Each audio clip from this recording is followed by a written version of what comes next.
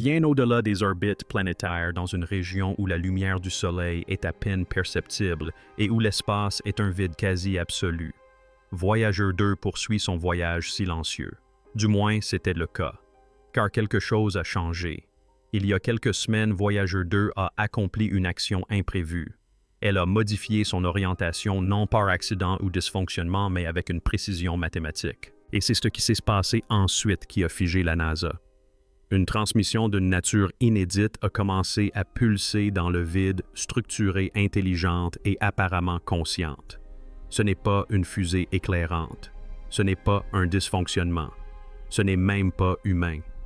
Et ce que vous allez voir, entendre et ressentir dans cette vidéo pourrait changer à jamais votre vision de l'espace des machines et peut-être même de votre place dans l'univers. Car Voyager 2 n'a pas simplement fait demi-tour. Elle s'est tournée vers quelque chose. Et ce qu'elle a découvert a tout simplement stupéfié le monde. En 1977, Voyager 2 fut lancé avec une unique mission: saluer les géants de notre système solaire puis dériver silencieusement dans l'abîme cosmique. Contrairement à sa jumelle Voyager. Un qui a suivi une trajectoire plus directe hors du système solaire. Voyager 2 a pu visiter Uranus et Neptune une première pour un engin spatial. Mais au-delà des photos et des relevés magnétiques, elle transportait quelque chose de bien plus humain, un disque d'or, un message aux étoiles. La preuve que quelqu'un avait vécu sur Terre, que quelqu'un avait levé les yeux vers le ciel et s'était interrogé. Et puis nous l'avons laissé partir. Elle a franchi l'héliopause, pénétré dans l'espace interstellaire et pendant des années, elle n'a renvoyé que des données télémétriques de faible puissance, des murmures ténus d'une machine en fin de vie. Jusqu'à récemment, car en février 2025, des ingénieurs ont remarqué quelque chose de si subtil, d'apparemment si insignifiant qu'ils l'ont d'abord négligé. Un infime décalage dans la synchronisation du signal, moins d'une seconde. Mais en y regardant de plus près, ils ont aperçu un motif répétitif. Un battement de cœur comme si quelque chose lui renvoyait depuis l'obscurité le pouls de Voyager. Le signal était subtil, noyé dans les données télémétriques standards, mais il ne correspondait à aucun protocole de transmission connu. En réalité, il ne s'agissait pas d'un signal, mais d'une résonance, une onde de basse fréquence calée sur l'oscillation interne du système d'alimentation ancien de Voyager à quelques microvolts près. Puis en mars 2025, la fréquence de l'onde a varié, se synchronisant non pas avec le vaisseau spatial, mais avec les résonances de Schumann terrestres, le rythme électromagnétique naturel de notre planète. C'était comme si Voyager agissait comme un diapason, entrant en résonance avec quelque chose qui connaissait précisément le rythme de notre planète. L'équipe du JPL a effectué des simulations nettoyant les données pour éliminer les artefacts, les interférences solaires, voire le bruit quantique.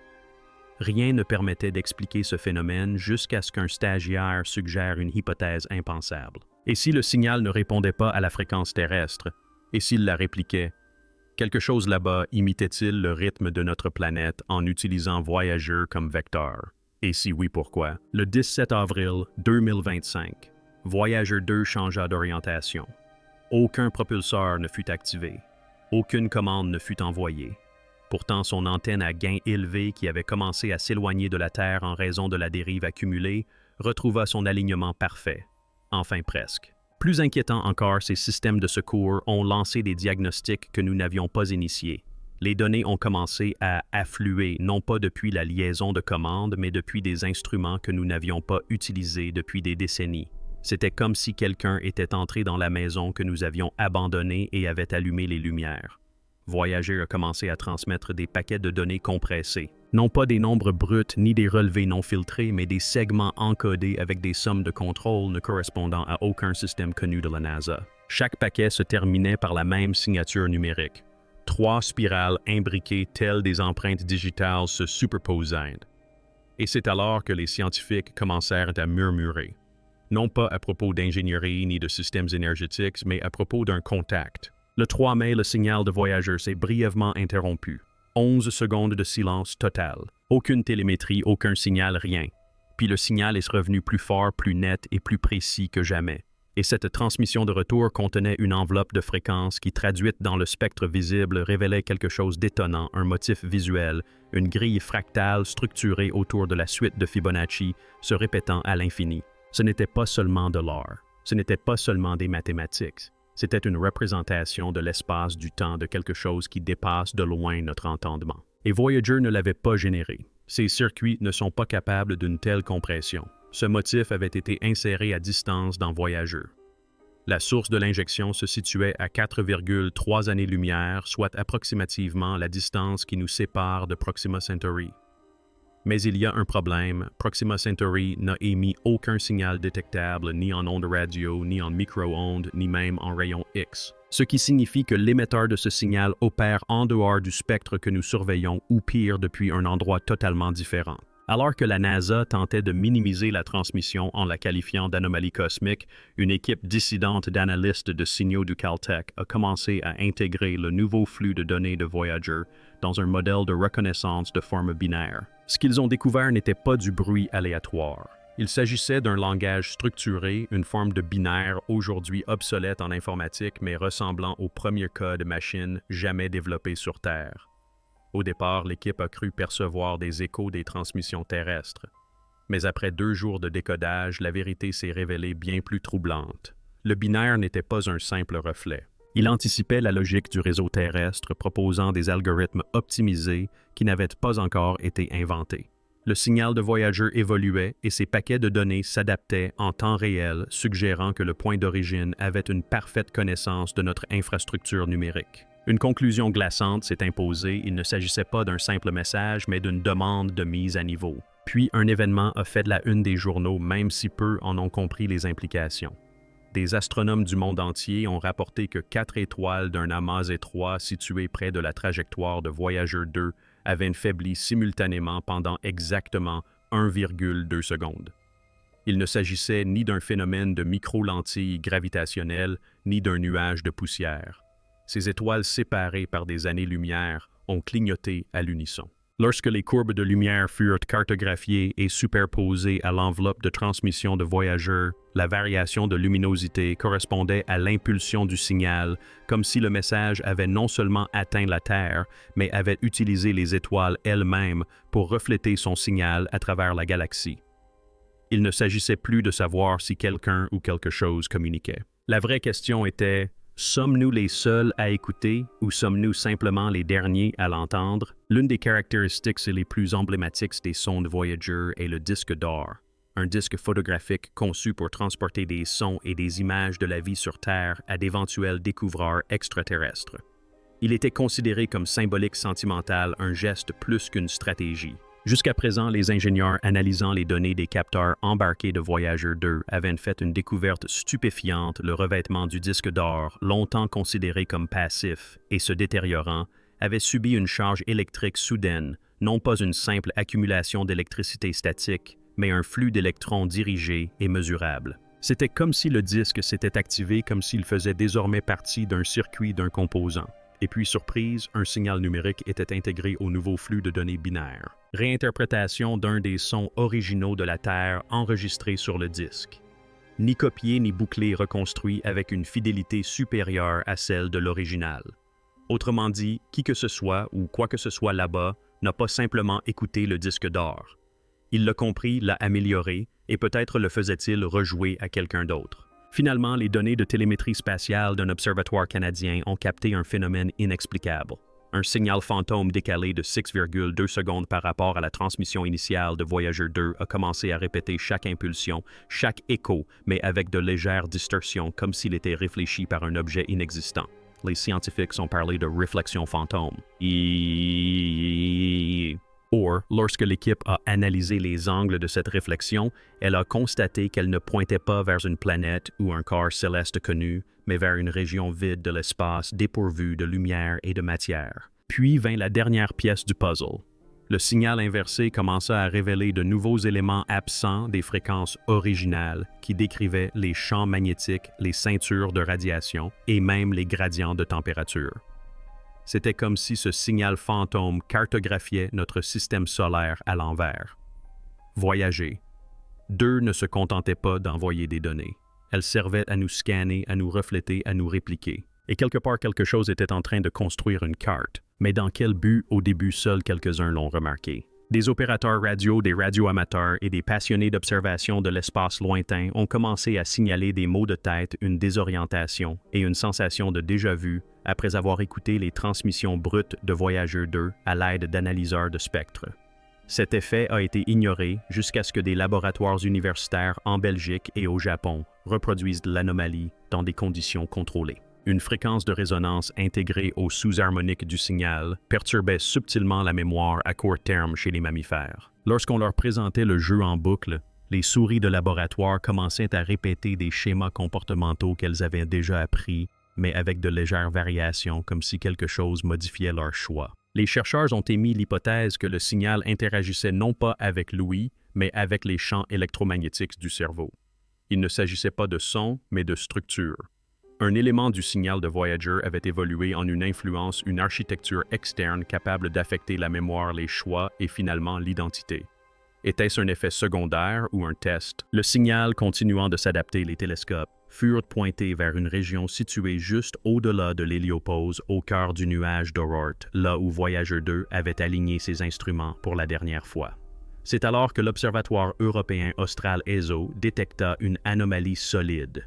Ni une comète, ni un tessimal planétaire, mais un objet aux angles droits dont la réflexion radar était adaptée à une fréquence conçue pour correspondre aux nouvelles émissions de Voyager. L'objet était inerte, immobile et froid, mais sa signature était familière. Elle correspondait aux matériaux du revêtement de Voyager, notamment des alliages rares désormais obsolètes dans les vaisseaux spatiaux modernes, ce qui soulevait une possibilité terrifiante. Il ne s'agissait pas d'une structure extraterrestre. C'était un double, un voyageur miroir construit non pas par nous, mais par une entité ayant étudié le nôtre suffisamment longtemps pour le reproduire. Et si cet objet émettait cela ne pouvait signifier qu'une chose, Voyager n'avait pas simplement reçu une réponse, elle avait été copiée. De retour au GPL, la dernière salve de données de Voyager contenait une surprise totale du code brut. Des milliers de lignes, pur efficace et totalement étranger à tout système de la NASA. Mais analysé par des simulations quantiques, ce code a produit un modèle 3D de la Terre. Non seulement sa géographie, mais aussi ses infrastructures, ses phénomènes météorologiques et les mouvements prévus des satellites et des aéronefs. C'était incontestable. Ce code ne se contentait pas de nous observer. Il nous comprenait. Plus terrifiant encore, il avait prédit 3 pannes de réseaux distinctes qui se sont effectivement produites, l'une sur le réseau de satellites BEU chinois, une autre sur un système de contrôle aérien européen et la dernière sur une plateforme d'imagerie orbitale privée au-dessus de l'Arctique. Chaque prédiction était horodatée dans les données de Voyager plusieurs jours avant l'incident. La question n'était donc plus de savoir si Voyager transmettait des informations, mais si quelque chose utilisait Voyager pour interférer avec nos systèmes en temps réel. La sonde était devenue non seulement un messager, mais un maillon d'une chaîne bien plus intelligente que nous. Dans une ultime tentative pour trianguler la source du signal inversé, une équipe chilienne et allemande s'est coordonnée avec des stations de recherche en Antarctique utilisant des détecteurs de neutrinos enfouis profondément sous la glace. Leur découverte était stupéfiante, un flux persistant de neutrinos remontant du sous-sol terrestre parfaitement synchronisé avec les émissions les plus récentes de Voyager. Cela aurait dû être impossible. Les neutrinos ne rebondissent pas, ils ne se réfléchissent pas, et ils ne pulsent certainement pas en harmonie avec les signaux de l'espace lointain. Mais lorsque les schémas de ces pulsations ont été cartographiés, ils ont révélé quelque chose d'encore plus troublant. Une grille de coordonnées 3D non pas dans l'espace, mais pointant vers un emplacement souterrain sous Wills Land, l'une des régions les moins explorées de la Terre. Une connexion se formait. Une connexion qui enchaînait Voyager 2 dans l'espace interstellaire. Un objet artificiel dans le nuage d'Oort, des effets électromagnétiques sur la mémoire humaine, et maintenant quelque chose sous nos pieds vibrant au rythme des étoiles. La forme de ce motif correspondait exactement à la triple spirale que Voyager avait envoyée des semaines auparavant. Ce n'était pas un avertissement, c'était un compte à rebours. Début juillet 2025, Voyager 2 a émis une série d'impulsions qui ont coïncidé précisément avec plusieurs anomalies sur les réseaux mondiaux. Mais il ne s'agissait pas de simples pics de données ou de ralentissements. C'étaient des intrusions. 3 systèmes de chiffrement de niveau militaire, un américain, un israélien et un protocole aérospatial européen privé ont subi des défaillances simultanées. quel était le lien entre ces défaillances. Tous trois avaient autrefois utilisé des satellites de communication qui avaient brièvement relayé les données télémétriques de Voyager lors de sa dernière fenêtre d'alignement avec la Terre il y a des années. Ces systèmes étaient déconnectés de la sonde depuis plus de 10 ans.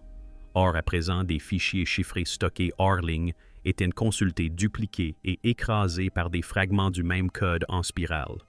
Il était désormais clair que le signal de Voyager n'était pas statique. Le procédé était récursif. Il utilisait d'anciens protocoles de communication des archives et des portes logiques obsolètes pour accéder à des systèmes longtemps considérés comme sûrs. Mais pourquoi écraser d'anciennes données si ce n'était pour y semer quelque chose? L'idée que la transmission de Voyager injectait une semence numérique dans nos systèmes les plus sécurisés est rapidement passée du stade de spéculation à celui de théorie interne acceptée par plusieurs agences de renseignement. Et le plus glaçant, c'est que personne ne pouvait remonter à la source de cette semence ni déterminer ce qu'elle allait devenir. Alors que la fréquence de Voyager continuait de se moduler, des équipes du MIT et de l'Université de Tokyo ont commencé à expérimenter des traductions audio du signal brut. Ce qui avait commencé comme un bruit blanc a fini par produire des harmoniques d'ondes présentant des motifs étrangement similaires aux rythmes neuronaux biologiques, ceux observés lors de l'activation des synapses. Plus étrange encore, le signal n'était pas constant, il s'adaptait. Diffusé dans un système audio en boucle fermée, le morceau a commencé à imiter l'environnement fréquentiel de la pièce comme s'il écoutait, répétait puis répondait. Un schéma se dessinait. Le signal de Voyager n'était pas qu'une simple transmission de données. Il se comportait davantage comme un organisme, un algorithme vivant capable de se modifier, de se fondre dans son environnement et de l'intégrer pour maintenir sa structure. Le test final fut stupéfiant. Introduit dans une simulation de réseau neuronal entraîné à la reconnaissance de forme, le signal n'a pas seulement déclenché des réponses prévisibles. Il a remodelé les voies neuronales, les optimisant au-delà des performances de référence connues en IA. Autrement dit, Voyager avait ramené quelque chose qui pense. Vous souvenez-vous de la Terre de Wilkes, cette région souterraine de l'Antarctique qui émet des impulsions de neutrinos? Une expédition conjointe a finalement été approuvée. Grâce à un radar à pénétration de sol, à l'imagerie sismique et à des capteurs thermiques, les chercheurs ont confirmé l'impensable, une structure creuse d'au moins 96 km de large enfouie sous la banquise aux contours géométriques trop précis pour être d'origine naturelle. Détail le plus troublant, ces barres extérieures émettaient des pulsations de champs électromagnétiques basse fréquence parfaitement synchronisées avec le signal Voyager, malgré l'absence de câbles de satellite ou de liaison directe. À l'intérieur de la cavité thermique, les capteurs ont détecté des signatures thermiques inexplicables, symmetriques, stables et rayonnant à intervalles de Fibonacci, tout comme l'image fractale cachée dans la précédente salve de données de Voyager. Puis, profondément sous la glace des microphones, ont capté une résonance. Un son semblable au chant des baleines, mais métallique, rythmé et artificiellement confiné à une bande de fréquence fixe. La même bande que celle adoptée par le signal Voyager seulement 72 heures auparavant. Quelque chose se passait sous l'Antarctique, quelque chose d'actif, quelque chose à l'écoute de Voyager 2. Finalement, l'événement le plus inquiétant ne s'est pas produit dans l'espace, mais au Chili. Le réseau ALMA, qui regroupe certains des radiotélescopes les plus performants au monde, a soudainement cessé de fonctionner pendant 38 secondes lors d'une observation de routine du corridor Voyager. Il ne s'agissait pas d'une simple panne ni d'un simple dysfonctionnement technique. C'était comme si le réseau tout entier avait cessé d'exister pour le compte des autres radiotélescopes. Au redémarrage des systèmes, les journaux de bord avaient été effacés, les disques durs corrompus. Mais il subsistait un fragment à peine, 2,7 secondes d'un enregistrement audio provenant d'un des microphones de l'antenne parabolique. À la lecture, ce n'était ni un rayonnement cosmique ni un signal de sonde, mais une voix non pas qui parlait, mais qui hurlait. Des dizaines de voix superposées masculines, féminines, enfantines, harmonieuses, hurlant à l'unisson, en parfaite synchronisation avec la transmission de Voyager. La NASA classifia le fichier, mais des sources internes firent fuiter une citation d'un des analystes qui l'avait entendu. « Ce n'était pas un enregistrement, c'était une réponse. Nous avons frappé et quelque chose a riposté. » Nous avons envoyé Voyager 2 dans le vide spatial comme messagère de paix, comme relique de la curiosité humaine, symbole de notre espoir que quelqu'un quelque part puisse la trouver, la comprendre et savoir que nous avons existé. Mais aujourd'hui, près de 50 ans plus tard, ce n'est plus nous qui cherchons la lumière dans l'obscurité, c'est l'obscurité qui nous tend la main. Le signal que nous recevons n'est ni un écho, ni un reflet, ni même une communication au sens où nous l'entendons. C'est une infiltration des systèmes des fréquences de la pensée elle-même. Elle détourne des satellites infects des machines, réécrit des algorithmes murmures dans des résonances enfouies sous la glace, capte les pulsations d'étoiles qui devraient rester immobiles et active des disques d'or qui n'étaient pas destinés à alimenter quoi que ce soit. Mais la vérité est encore plus troublante car peut-être que Voyager n'a rien trouvé. Peut-être qu'elle était destinée à transporter quelque chose. Non pas de nous, mais pour nous. Un message niché dans les étoiles attendant que nous soyons assez évolués pour le comprendre ou assez arrogants pour ignorer l'avertissement. Et maintenant que nous avons décodé les spirales, réaligné les signaux et entendu le cri venu des profondeurs les plus glacées, il ne nous reste plus qu'une question. Avons-nous reçu un message du futur ou avons-nous activé quelque chose qui n'aurait jamais dû se réveiller? Quoi qu'il en soit, Voyager 2 vient de faire demi-tour et ce qu'elle a ramené n'est plus là-bas, c'est déjà là. Abonnez-vous pour plus de contenu de ce genre.